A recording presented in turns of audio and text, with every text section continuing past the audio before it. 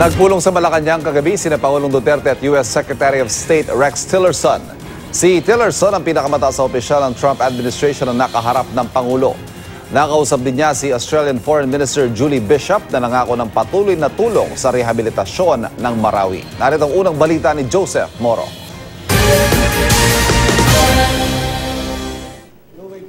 Mainit ang pagtanggap ni Pangulong Rodrigo Duterte kay U.S. State Secretary Rex Tillerson. Ito ang unang nilang pagharap simula nang manalo ang Pangulo at magbago ang administrasyon sa Amerika. Nagkamay ang dalawa bago pumasok sa President's Hall ng Malacanang. Sandaling pinapasok ang media para saksihan ang pagsisimula ng pulong ng dalawang leader. Sa kanyang pahayag, sinabi ng Pangulo siya raw ang humble na kaibigan ng Amerika sa Southeast Asia.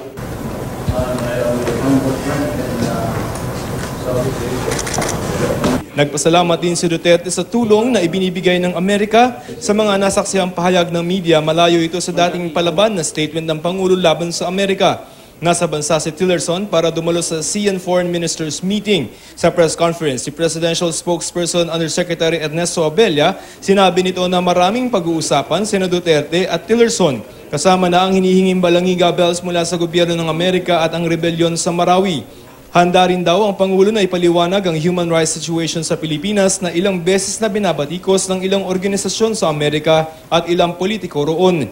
We expect the President to discuss with Secretary Tillerson a wide range of relevant issues, including the security situation in Marawi, the global threat of terrorism, increasing Philippine-U.S. economic and people-to-people engagement, the Balangiga Bells, among others. We also welcome the opportunity to address concerns such as human rights, if and when raised. We have always included this issue in our discussion and engagements with foreign governments, particularly Western democracies. Bago ang pulong ng Pangulo kay Tillerson, nag-courtesy call din si Australian Minister for Foreign Affairs, Julie Bishop.